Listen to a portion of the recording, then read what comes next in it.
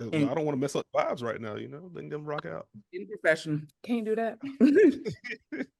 Just a quick one for you, Chelsea. As a lot of people talk about your passing, but you also have a post game. Who are some of your post influences? Oh, that's interesting. I don't know. I watched a lot of posts. I watched everybody growing up. I watched Yolanda Griffin a lot at Sacramento. Obviously, I played with Candace, and I would just her footwork is great. And Magic Johnson a lot. He had the passing, but he was an oversized point guard, so he would be able to get in the post and play against smaller guards.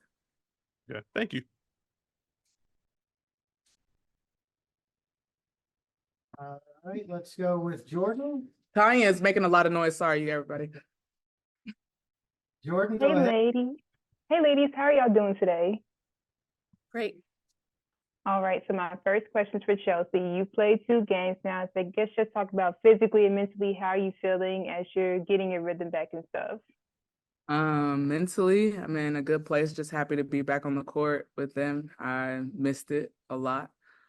Physically, just getting back in the swing of things, of playing games almost every other day. Things will start coming back the more I play. So. And Tiffany, just wanted to ask about developing that chemistry with everybody on the team. It's been fun. Still at one point I kept joking around with everybody like I done played more games than I practiced. So it's just been fun having these practices these next couple of days, building that chemistry even more. Thank you. Don't do that. Doug, did you have a question? No. Wow. Okay. Not. Okay. Sure. Yeah, Chelsea, they always talk about seeing the game from a different perspective when you're on the bench. What did you see or learn sitting out so long? I think one thing that I learned is things that we can go to offensively when we've had some stagnant plays, some things or actions that we can kind of create or manufacture a little bit. When we haven't gotten a good look at the basket or just some shots aren't going down for us, just something that we can maybe get a look at the basket that's a layup or inside the paint. That's one thing. And then defensively, like how people are trying to attack us a little bit differently this year, really on both ends, what they're making us do offensively and defensively, I guess I would say. Those are the 2 things. Right. Thank you very much. Our players and how they be hooping. What was the difference in the defense the past 2 games? Because that really took off against some tough opponents. I think it was a lot of our communication that got much better, and we were just helping each other out a lot more, getting little steals, using our hands a lot more. So like Becky said, it's always the little things. When we were doing that, our defense got astronomically better.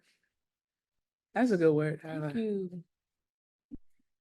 Willie, I know you're in the room. Do you have any questions for either of the ladies? Willie. What up? What up? Yeah. Let me piggyback off Doug's question to you, Chelsea, in terms of what you're seeing on the bench. Asia and Becky sort of lent to the conversation after the last game, that with you on the floor, everyone seems more comfortable in their roles. And one of the reporters wrote about there's a certain calm. Could you see that from the difference from when you were on the bench to the last 2 games on the floor? Could you see everyone playing a little more settled, a little more calm in their roles? I mean, I like to think that I have a calming kind of presence out there, calm within the storm. I also would say it might just be the fact that everybody's back at like, whenever you go back home, right, there's like this feeling that you feel like, oh, a calmness, or this is familiar, right?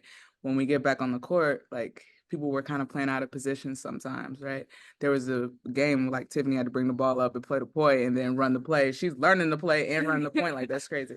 So it's kind of like that, like we've been used to playing with me at the point guard position, even if I'm not bringing the ball up, like calling out a play or just in the flow of things. If I see something, I'm calling something from the sideline. And so maybe that is the feeling that we like outsiders kind of see. And so it's been good to kind of have that back, I would say. I familiarity. All right, so we'll put you both on the spot. Everybody's off today and tomorrow.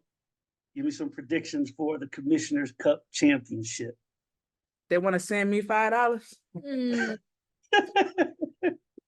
That extra money, go and get it. It's nice. I ain't got no prediction. I don't know nothing about it, so I can't even say nothing about it. I ain't. Yeah, that's what I got. Willing. Staying neutral. I'm staying neutral. Whoever want to win, win. Where's that? It's in New York. Yeah, but Yeah, It's not in Barclays. it's actually at a neutral court. It's at UBS Arena. Yep. all right, thanks a lot, ladies. Appreciate you coming out. Well, wait, can I ask two questions? One, Chelsea, I asked Stephanie what she felt about you coming back and being with the Aces. She said she loves you, didn't want to see it happen, but how great is it to see someone who's not ready to be in retirement yet? Like, how great is it to have Tip come back? She's still incredibly amazing. What does it mean to you, Chelsea? It's been great. I hit Atlanta. I was like, all right, it's time to come out of retirement, baby. Could you just come on to Vegas? This is a great franchise. You'll be happy here, but it's very impressive though. Like she said that she was going to retire. We said, take that back. That she just come in and be effective. Like usually when people go out of retirement, like they take some time off and she might have, I don't know, but it looks like she just kind of picked up where she left off. And so that's been really nice to have a veteran that's been in this league for a long time, knows the players, and she fits right in with our locker room. So I had to hit her up and be like, come on over to the West Coast, the best coast. And then Tip, just talk about like how impressive it is that Chelsea can come into a game and can affect it so immensely, and just kind of how proud you are of the way she's entered. Don't look at me.